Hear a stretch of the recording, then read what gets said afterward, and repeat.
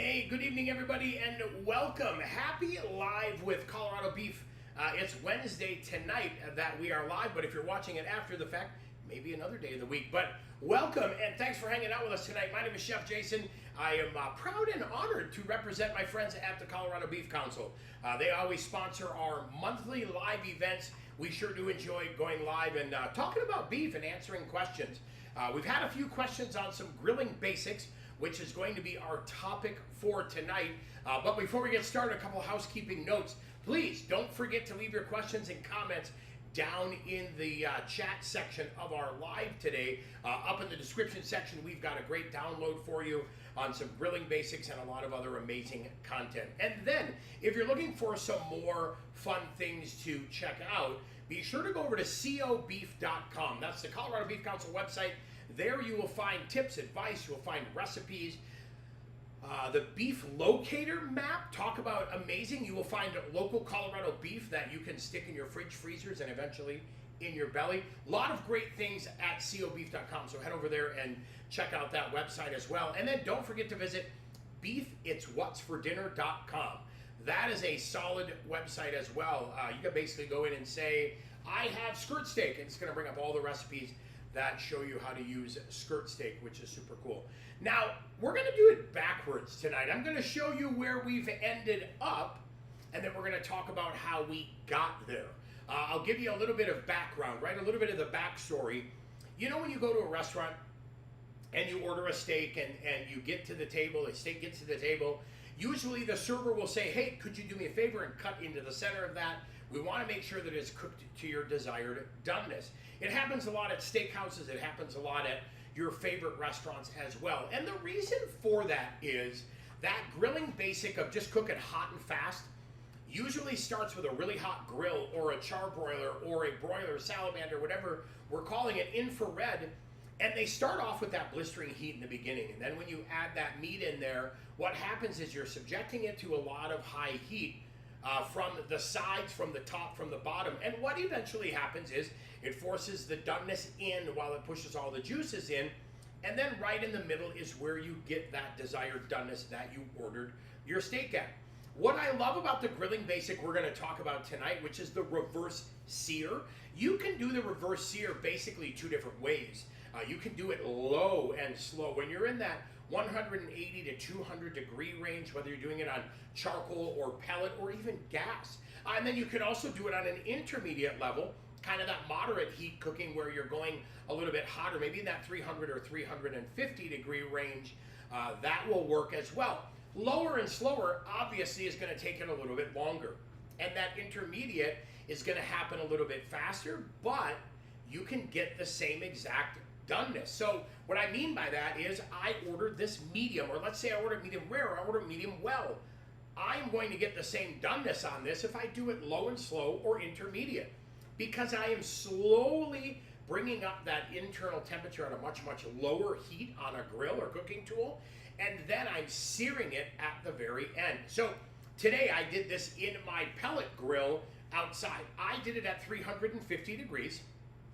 And the cool part about that was it only took this about an hour, about 50 minutes for this to get up to that right internal temperature of about 110 degrees. Then we turned our pellet grill up to 500 degrees and seared it for about 3 minutes aside, which is great because that gave us the most perfect doneness ever. And I wanted to cut into this so you can see that, but look at this. If you look at that steak, we are literally from the side to side, top to bottom, front to back. That steak is the entire doneness you ordered it. To me, this is absolutely my favorite grilling basic that has become a go-to for a lot of things. Look at that reverse sear gave us a steak that now we get to eat all of it. Sometimes I feel like when you order a steak and you want it at medium and it gets delivered to your table and those outer edges are a little more done, yes, we eat them. We absolutely do, because we're carnivores and we like to eat meat, but maybe we don't enjoy it. Maybe it's not providing that optimal beef experience for us. This, to me, is the ultimate beef experience. Last month, we were talking about top sirloin steaks, another fantastic steak to reverse sear. Whether it's a ribeye, amazing. Whether it's a tomahawk, which is 5 inches of the rib bone or longer, whether it's a Cowboy, which is a shorter rib bone, whether it's just a big ribeye or New York, fillets work out wonderfully for reverse searing, and then top sirloins. Absolutely great. You always want to make sure that you're reverse searing a larger cut of meat, because if it's a thinner cut, it will get away from you pretty fast. I ordered these steaks here today. I got them, went and picked them up, and I have 3 beautiful steaks and 1 kind of okay steak. And that okay steak is fine because you're not always going to get 4 beautiful steaks in the package. So I'm happy with that okay steak because it allows me to maybe use that for that person that's in that medium well or well doneness range. Now, I went with thick steaks today. I went with 1.5 pound steaks. These are 2.5 pound tomahawks. I like that. That actually makes a better reverse sear the bigger it is because the growth is much, much slower. This only took an hour. Normally, if I do it low and slow, maybe in that 180 to 200 degree range on my pellet grill, I'm now looking at an hour and a half to hour and 45 minutes. So this is where we are at. This is where we ended up. Let's talk about how we got here because I think this is very important as well. Now I want to show you something. This is warm. This just came off the grill, but here's one that I did earlier. This is ice cold. So this is after it rested, after it sat, after I put it in the fridge. Look at that. You can tell that doneness is still absolutely amazing. What's great about this is we haven't subjected it to that high temperature heat through its entire cycle of cooking, so it actually comes out much, much better. And it will protect it a lot better as well and keep it nice and juicy and delicious. All right, don't forget, like we always say, leave your questions and comments down below in the chat section. We'll come back and get those answered for you. And then don't forget, visit my friends over at cobeef.com. That's the Colorado Beef Council website. Great information there for you, plus that beef locator map, which is amazing because now you can figure out how to get that Colorado beef for your house. We have a lot of great ranchers and producers here in Colorado that are ready to get you some great, great beef to take care of your needs at your house. All right, now, here's what we started with, right? This is what we ended with. Let's talk a little bit about what we started with. I did some tomahawks today. I was actually shooting a video for the Ace Hardware YouTube channel, and I went with tomahawks today, but I got an extra one because I wanted to do a tomahawk again tonight, just to show you that big, thick steak and that versatility in the reverse sear. When you're selecting meat and you're at your grocery store, you're at the butcher and you're selecting meat, I understand that sometimes you look at the fat and you think, ooh, that's a lot of fat, I don't know if I want that. I get it, right? I understand it. As I get older, I don't necessarily tolerate fat as much as I used to. New Yorks have been wonderful for me lately. They're a little bit leaner. They're right in that lean cut of meat, one of the 33 lean cuts of beef. Top sirloins are great. I really like top sirloins because they deliver that ultimate beef experience. So don't worry too much about the fat because fat is flavor and fat is moisture. You're going to naturally lose, I would say, about 10% of the fat when you cook steaks. So having a little bit extra is actually just a really good insurance policy to make sure that you've got tenderness, you've got moisture, and you've got some really good flavor. So don't worry too much about the fat content. I do get concerned a little bit about the kernel size in my ribeyes, but again, when I'm doing a reverse sear, I'm not worried about that because a reverse sear plays really, really well to those thicker ribeyes and thicker New York. So we ordered some steaks today. We went in and picked them up. We've got some really nice choice ribeyes, and we're going to focus on this one right here. We're going to take that ribeye out, and actually, you know what? We're going to take this one out as well. We're going to talk about these two here. So I've got 2 really nice ribeyes here, and I'm getting ready to do that reverse sear process, and I kind of want to set myself up for success. How do I get that reverse sear process started?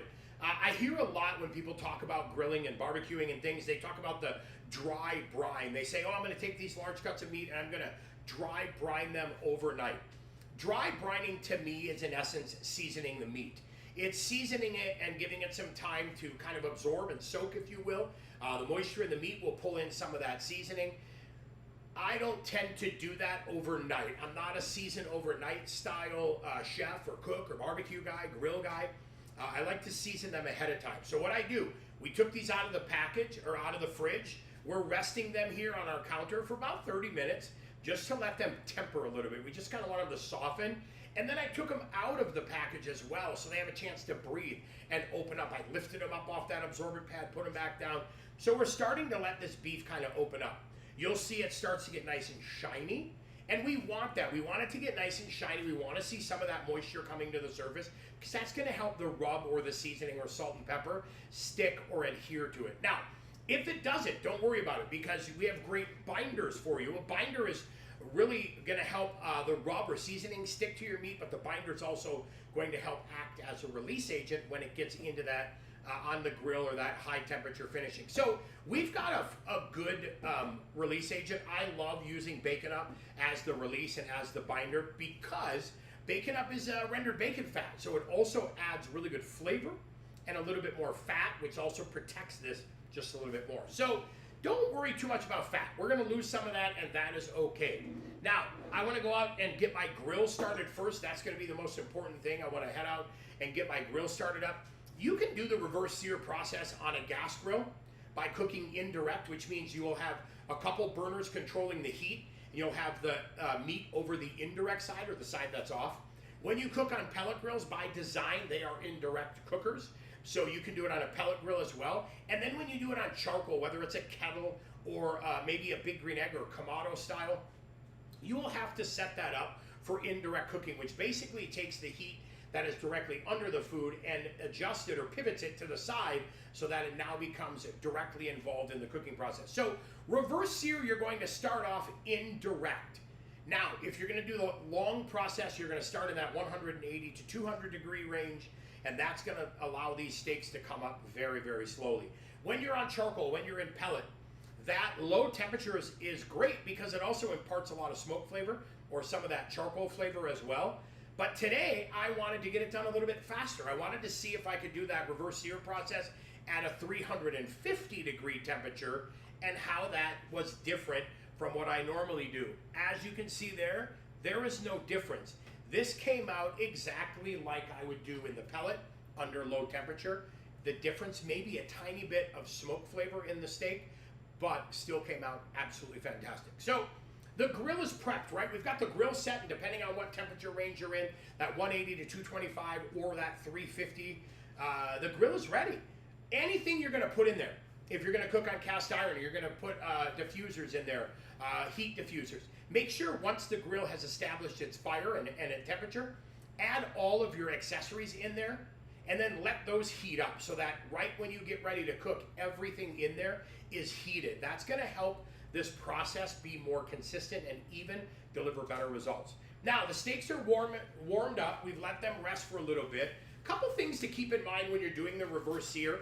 You are gonna go from a lower temperature to a very, very hot temperature or a very high temperature. So any rub or seasoning that you add with a lot of sugar is going to have a potential effect on your steak. If it has a lot of sugar, it could absolutely char on the outside, and that could be something that you don't want. So pay attention to what rub or seasoning you're using. Pay attention to how much salt it has, how much sugar content, and that will help you definitely get this further dialed in.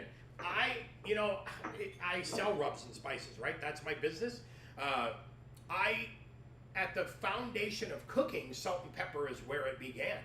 And I'm constantly amazed just how delicious salt and pepper are. Yes, we love our seasonings that have garlic powder and toasted onion and honey powder and tomato and those types of things. We love that, don't get me wrong. Salt and pepper is just so absolutely perfect. Usually when I do reverse sears, I do a little bit of my rub-a-dub seasoning, which I have right here. I'll do a little bit of that rub-a-dub seasoning as one of mine, and then I'll also do some salt and pepper too. That works out really good. So what I'm gonna do on these steaks now, I have them resting, I have the grill heating up, and I'm gonna go ahead and salt these guys down just a little bit. Can you do this while the grill is heating up and give it that 10 minutes for these to, after you've rested them for a half hour to temper them? Can you season it and give it that 10 minutes to do its thing? Absolutely. Could you take these out or go preheat your grill earlier or wait until later and give these guys an hour to get to temp and to season and adjust some seasonings? Absolutely. But the warmer your steak is, the more it's going to affect your overall cook on there. So I like to take these out about a half hour ahead of time. All right, that salt is stuck. Now we are gonna flip these guys over. I'm not worried about the edges yet. I'm gonna get back there. I'm using just a nice coarse flake salt. This is actually called Molden, one of my favorite sea salts to use. I really, really like this, and I like that texture of it as well. Now, I wanna let this salt kind of work its way in. Pepper, fresh black ground pepper.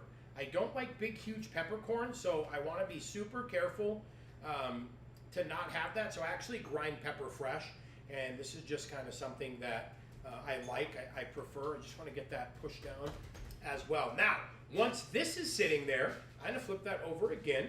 You can see that salt is starting to turn and melt a little bit, kind of. We'll go ahead and just get a little bit of pepper on this, like that. And now we're just going to let these steaks kind of do their thing. I will eventually get in here. We'll go ahead and get some salt up on the top. You're going to eat all of this. I always tell people that. Like, you're going to eat it. You paid for it. Might as well season it, right?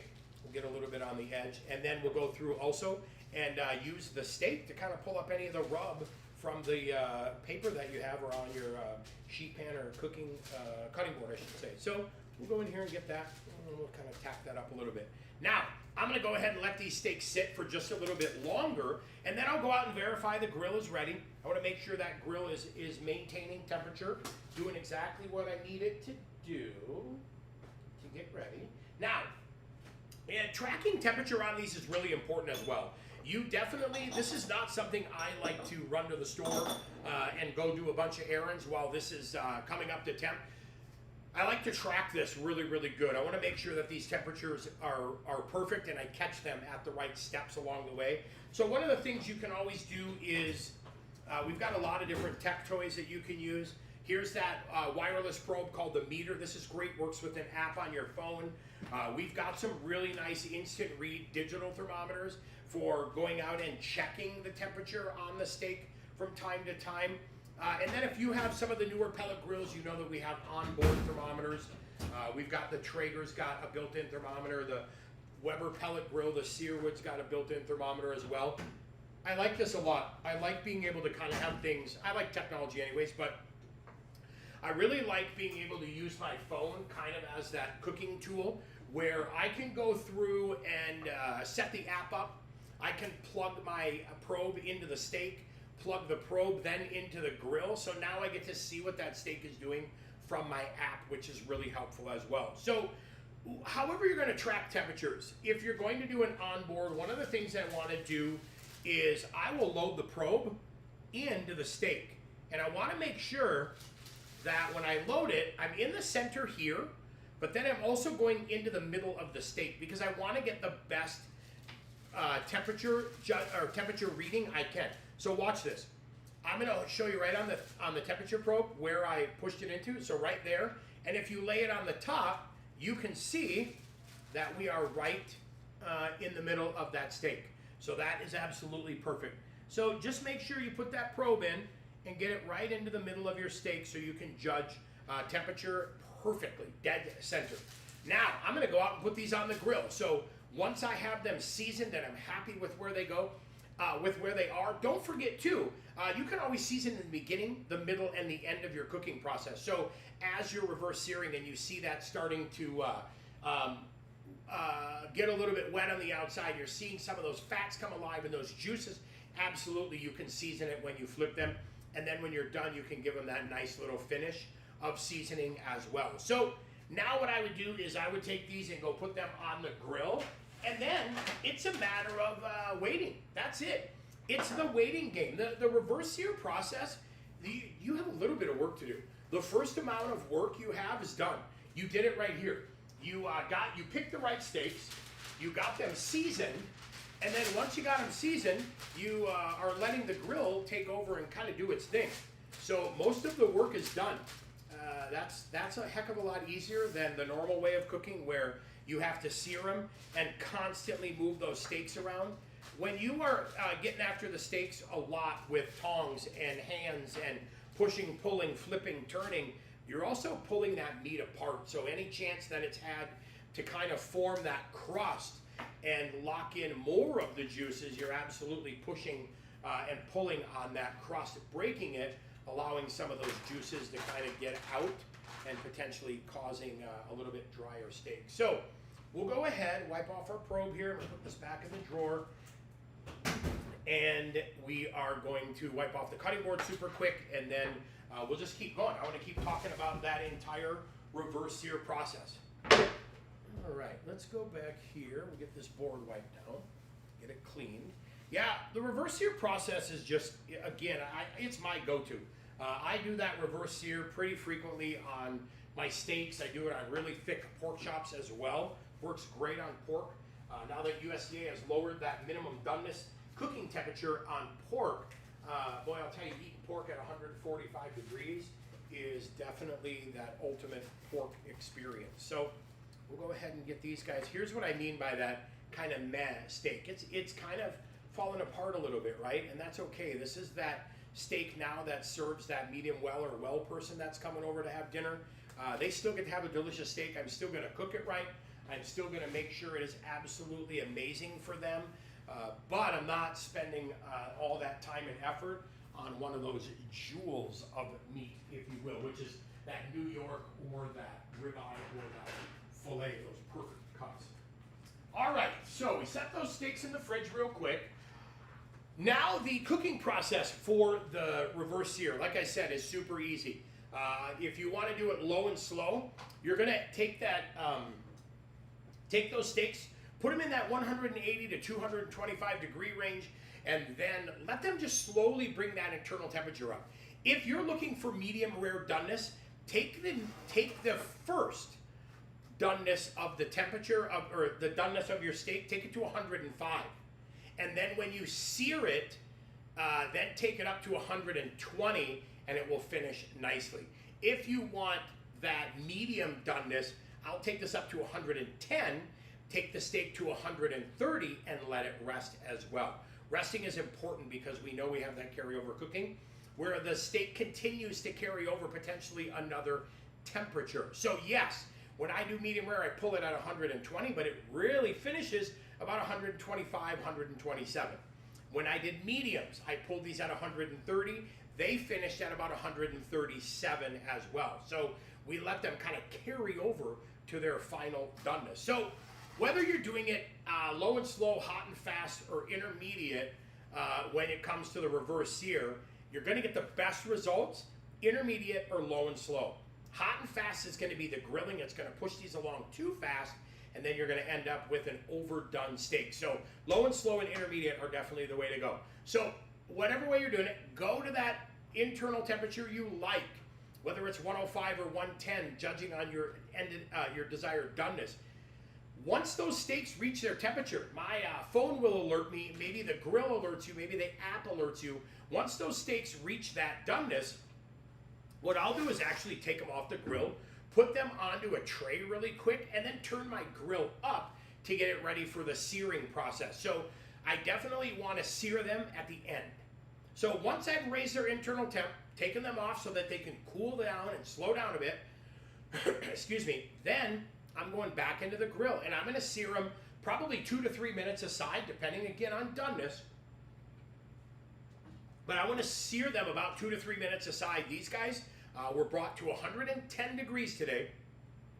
I took them off. I brought the grill up to 500 degrees, and then I seared these off for about 3.5 minutes on each side at 500, and we got to a perfect medium. So the entire process is absolutely amazing. In the description section of today's live event, we've got a great downloadable for you of some grilling basics, and it's going to have a lot of tips and advice from our friends at beefitswhatsfordinner.com. On there, you'll find a lot of good recipes, a lot of good tips for how to grill your steaks as well.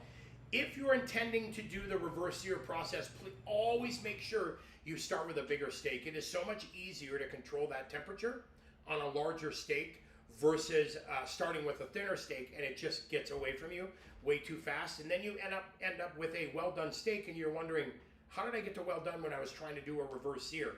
Those smaller, thinner steaks just can't handle it. I usually don't reverse sear anything under a pound. These are 2.5 pound tomahawks. The steaks I was showing you were about 1.5 pounders or 1 3/4 pound steaks. So very, very good steaks as well. Top sirloins, another good option. Top Sirloin really likes reverse searing, and Top Sirloins, they've become my favorite. I think we've talked about them the last 3 live events. I just enjoy them. They are really, really good. It's a good eating steak, has really good texture to it, really good beefy, strong, rich, deep mineral iron flavor to it as well. Oh, fantastic. And then New York's big, New York's work great, and then thicker filet. So I would do, if I'm going to reverse sear a filet, I'm probably in that 12 to 14 ounce filet or bigger. Usually 14 is a really nice size to reverse sear, but you can get away doing it with a 16 ounce if you want. It's just a lot of fillets to eat, right? And then again, the beauty of it is literally top to bottom, front to back, side to side, my entire steak is that desired doneness. So pretty cool, pretty cool for sure. The reverse searing process has been around for a while. I think it gets perfected more and more every year as we kind of learn different ways to get the desired result we want. And my way of doing it has always been, once that internal temperature peaks at where I need it to, I take the steaks off the grill to slow them down. Heck, I even bring them in my house where it's cooler so that I can stunt those steaks a lot. I want those steaks to stop moving, not continue to grow because we've subjected them to heat. I want them to stop, slow down, and then when I get back outside and it's time to reverse sear, I'm taking that steak from cooler with a cooler temperature exterior to a hotter temperature on the grill, and I'm getting just a really nice, beautiful, delicious, wonderful crust. So great options for you. We just have a fast live for you today. So like we always say, don't forget to visit us at cobeef.com. That's the Colorado Beef Council website. You can find a lot of great things there. We've got recipes, we've got tips, we've got advice, we've got a lot of cool cooking things as well. We also have the beef locator map. That will help you find Colorado beef from one of our local ranchers and producers who is ready to help you figure out if you're in the mood for a quarter, a half, or a whole. I'll tell you what, a lot of great things come from buying a quarter, half, or whole animal from a local rancher or producer. It is fantastic. You get to pick your cuts. You get a lot of cool things to come with it. And you get things that you're like, wait a minute, what am I going to do with stew meat? All of a sudden, you've got chili, you've got stroganoff, you've got kebabs. You have a lot of cool uses for it as well. So visit us at cobeef.com. A big, huge thank you to all of our Colorado ranchers and producers for supporting Colorado Beef Council and for supporting me, letting me hang out and do these live events. And then a big thank you to my friends at the Colorado Beef Council. We've been working together for many, many years, and I am absolutely honored to continually represent our farmers, ranchers, producers, and the Colorado Beef Council, spreading the good word of beef. So, hey, I'm Chef Jason. For my friends at the Colorado Beef Council, we'll see you soon. Coming up in September, we are going to talk tailgating. So we're going to have some fun tailgate recipes. We're going to do 2 different recipes for you. We're going to cook live again out in the parking lot. I mean, what could possibly go wrong cooking live in the parking lot? So we're going to cook 2 really fun tailgating recipes for you, just to get you ready for all things tailgating. We're going to do a meatball recipe for sure because everybody loves meatballs, and then maybe we'll rock a chili recipe for you as well to show you some fun chili. Chili's great for tailgating, and as the weather gets cold, I'm not sure when that's going to happen, but when the weather breaks and it starts getting cool, boy, I'll tell you what, some of those night games when you're tailgating, eating a big Yeti mug full of chili is a solid thing. So, hey, once again, leave your questions and comments down below. We will be sure to get those answered for you. Don't forget to follow Colorado Beef Council on all their social pages, Facebook and Instagram. You can follow me as well, Chef Jason Morse, on Instagram and Facebook. And hey, thanks for hanging out with us tonight. We'll see you next month, September.